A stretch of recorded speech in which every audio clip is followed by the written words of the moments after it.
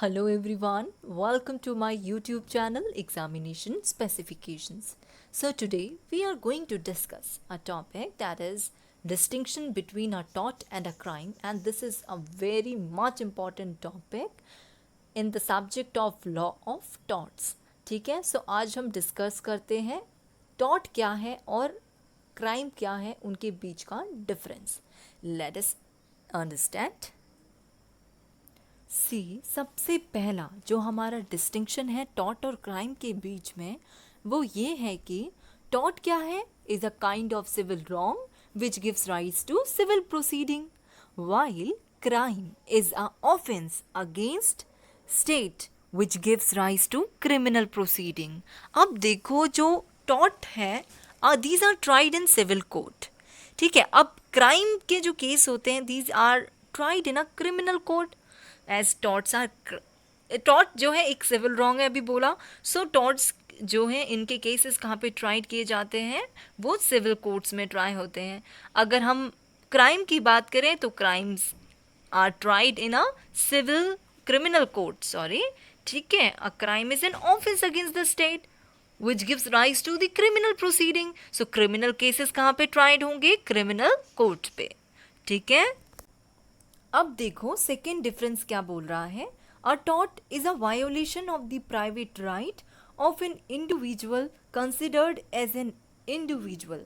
Crime का second difference है कि a crime is a breach of public right which affects the whole community.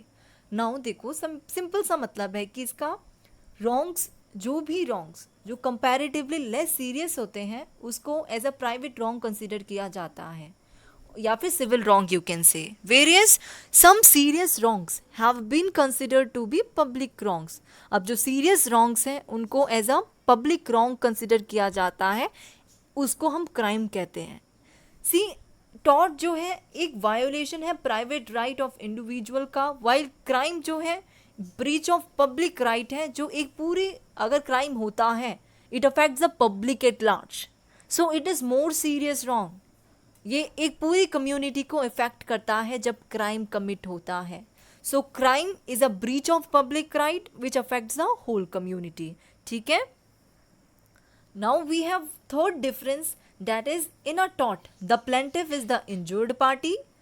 In crime में the state is the injured party. ठीक है, because tort जो अभी बताया आपको, टॉर्ट जो है एक सिविल रॉन्ग है और जो क्राइम है is an offence which is against the state.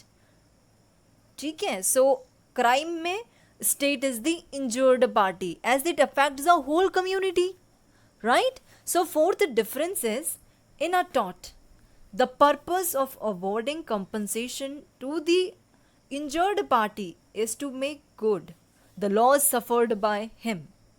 While crime में फोर्थ डिफरेंस कह रहा है कि in a crime the purpose of the law is to protect the society by preventing the offender from committing further offenses.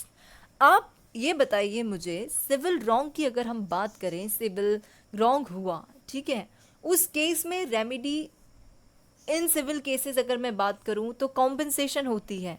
What is the purpose behind the compensation?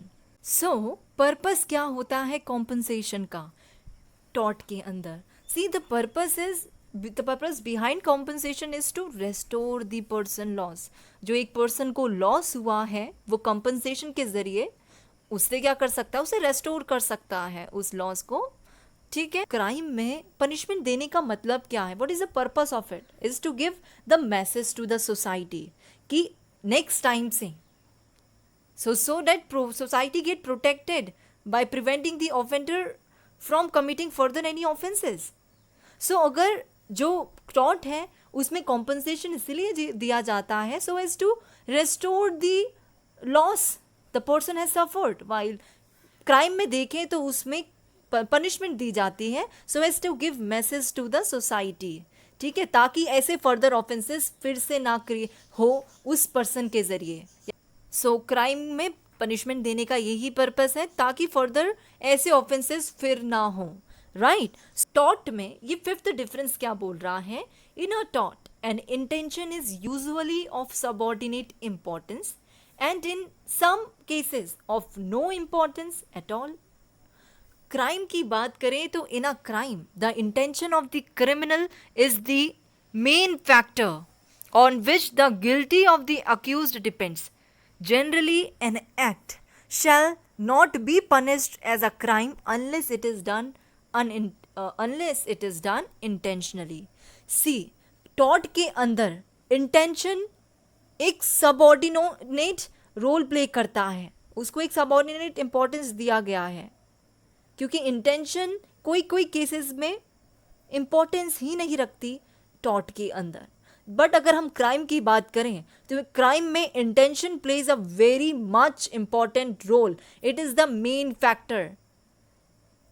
एक act अगर वहां पे intention नहीं है क्राइम कमिट करने की, वहां पे आपकी इंटेंशन नहीं थी, कोई क्राइम कमिट हुआ और वहां पे इंटेंशन नहीं थी, तो an act shall not be punished as a crime unless it is done intentionally. Crime के लिए intention matters a lot. See, simple सी बात यह है कि एक क्राइम को कमिट करने के लिए गिल्टी इंटेंशन होना मैटर करता है. ठीक है. सो क्राइम के लिए जब तक इंटेंशन नहीं है तब तक उसको क्राइम नहीं बोला जाता. It does not constitute a crime unless it is done with a guilty intent. ठीक है. Means an act itself does not constitute guilt unless it is done with a guilty mind intention. Means एक intention होना ज़रूरी है crime को commit करने के लिए. ठीक है. So in a crime intention of the criminal is the main factor on which the guilt of the accused depends. ठीक है. While in a tort an intention is usually of subordinate importance, right? So this was all about the difference between tort and crime. Kindly watch full video and thank you so much. Do like and subscribe my YouTube channel Examination Specifications.